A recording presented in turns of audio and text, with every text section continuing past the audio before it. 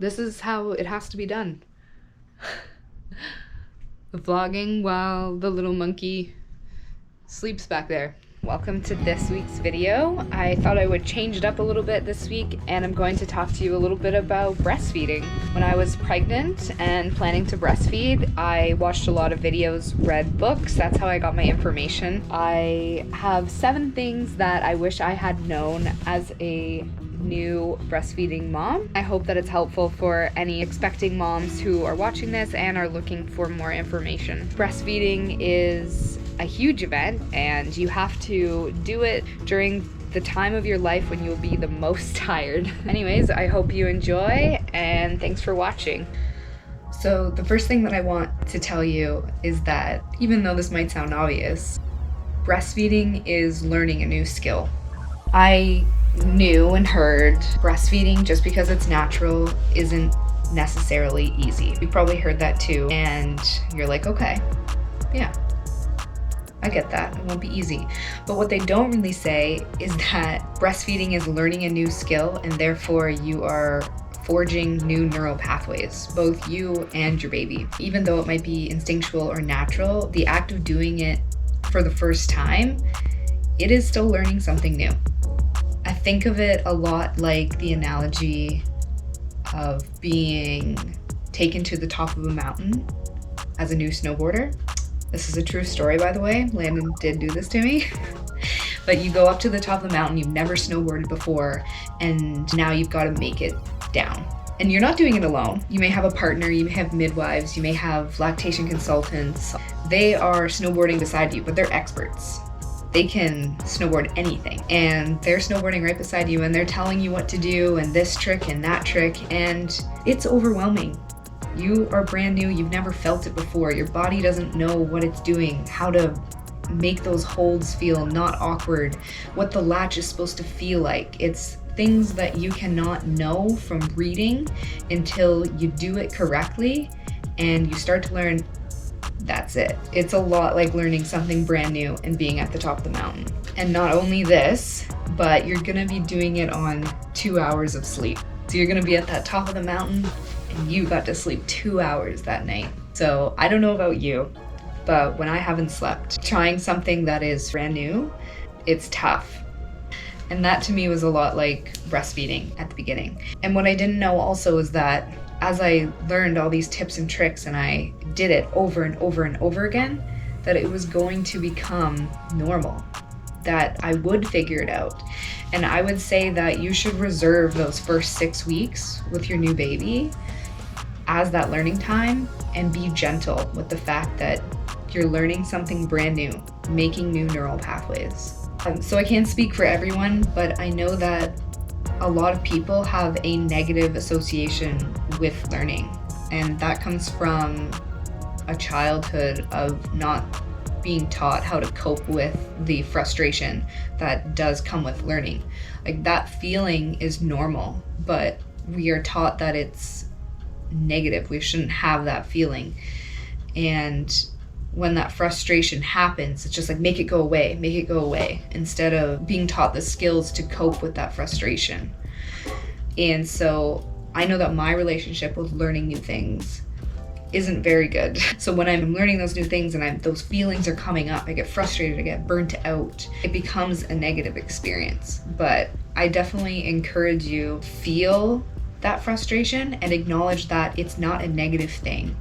It is normal to feel that, I just don't get it. That is a normal part of learning.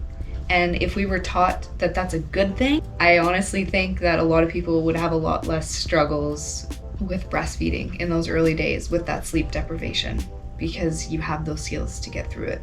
It is a new skill. You're gonna be at that top of the mountain and you're gonna be like, I don't know if I'm gonna do this. I'm not sure if this is worth it. All normal.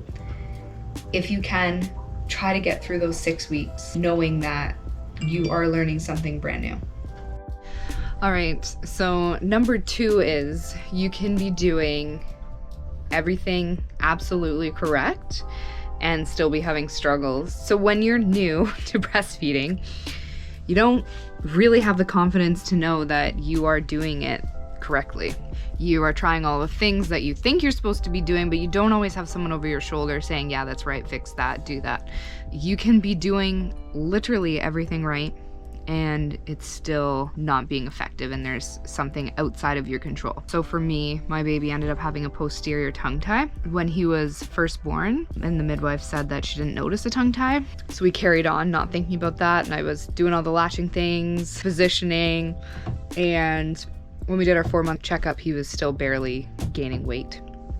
So that was a big blow because we were constantly feeding, and I really felt like I couldn't do anything more. My midwife even said, I'm not sure what else I can suggest to you to do because everything I showed her is what I was supposed to be doing.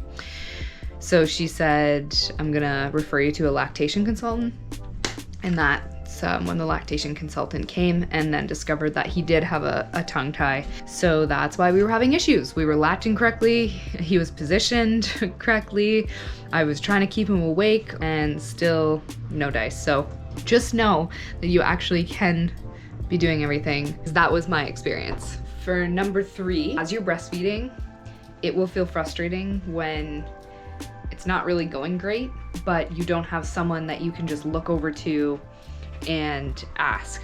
It's one of those things that as you're doing it in the moment, you want that verification of, yes, that's right, or this is what needs to be corrected in that moment, and that doesn't really exist. There will be times that you'll be able to show your midwife or your doctor what you're doing, and in that moment, they'll be able to tell you what you can do then. But for the most part, you're gonna be going through all the motions, and little things are gonna come up that you're not gonna have anyone to ask. And that was super frustrating because I just wanted someone to help correct the thing that was happening in that moment. My advice is to use YouTube videos if you do need help. The midwife's not always there for you trying different positions and whatever for breastfeeding, so I did use YouTube videos, and some were really great.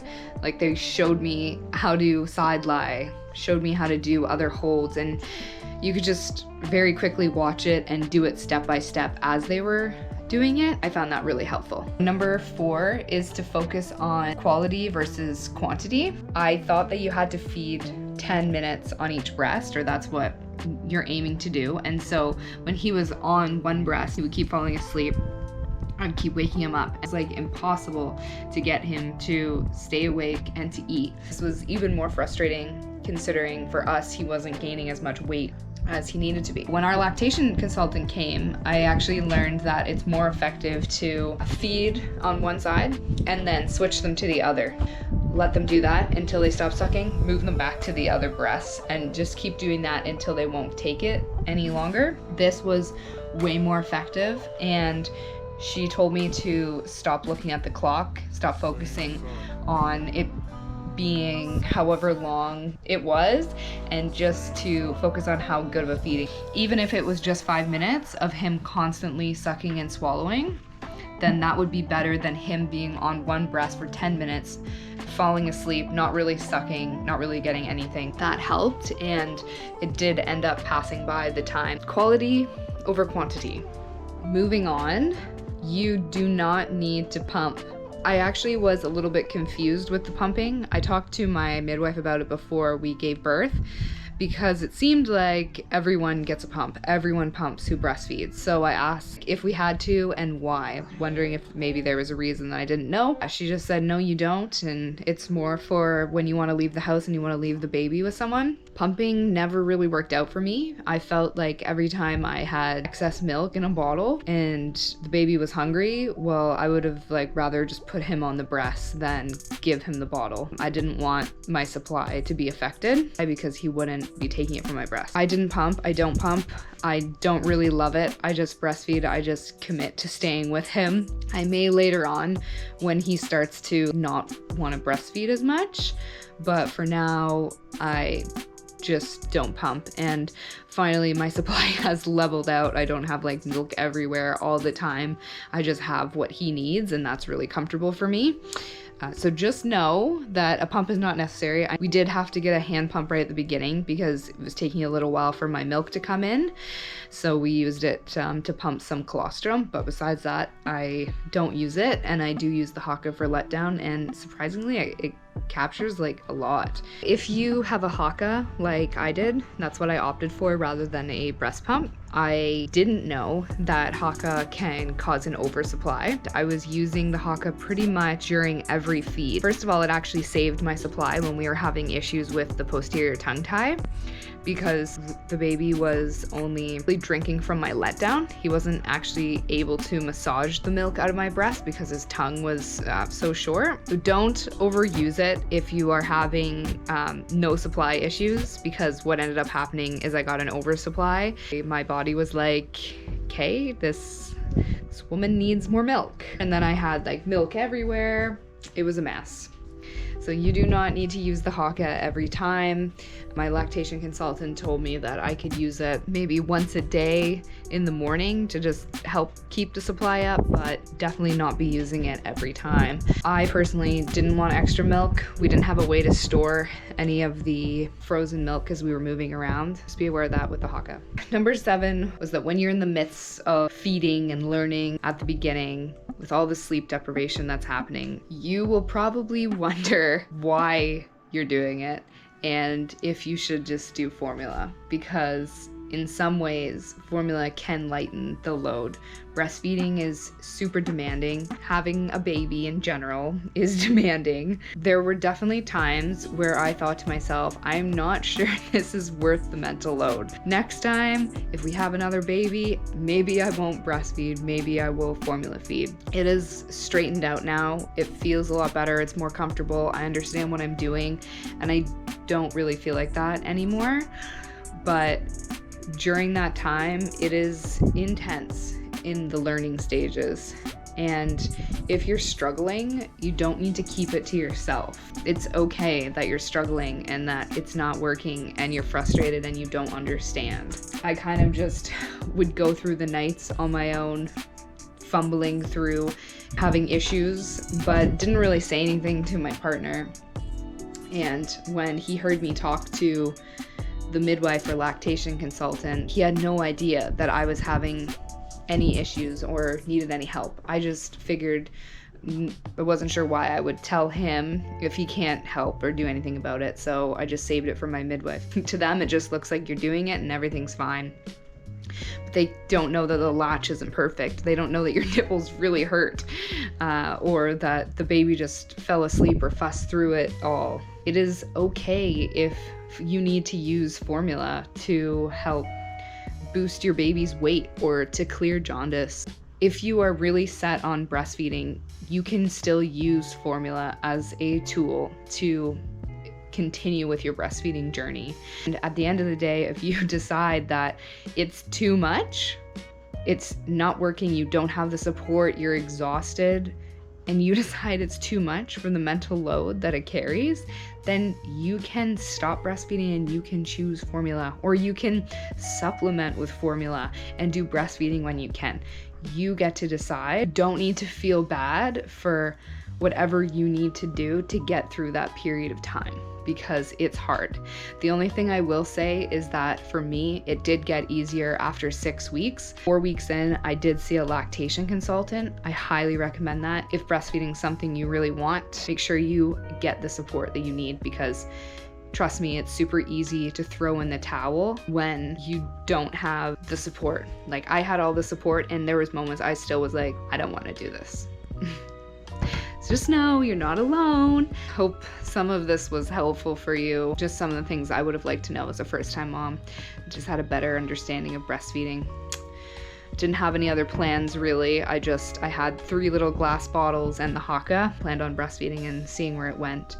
I didn't want to buy all this stuff in case things went either direction. So I just kept it light and ended up using the storage bags and the Haka probably the most. And it was good to have bottles, just a couple anyways, for when we did supplement the baby with a little bit of formula when we were trying to clear the jaundice. When I started filming this video, I didn't know that it was International Breastfeeding Week, so it's good timing that I'm releasing this. We are about almost 5.5 months into our breastfeeding journey. It has been a ride. I knew it might be hard, but it was really hard. And I respect moms that set goals and are flexible in changing what they need to do. For all the moms that made it through the breastfeeding hardships, I'm definitely there with you. For all the moms who weren't able to breastfeed but wanted to, I understand that too. Things can happen that are out of our control. Just know that you did the best that you could with the resources and the cards that you were given. I saw a beautiful quote that said, "Breastfeeding is the hardest thing that you will love." And I think that that is so true. The hardest thing that you will love. Mwah! I wish you all the best on your breastfeeding journey. Don't forget to ask for help. That's all. See you guys next week.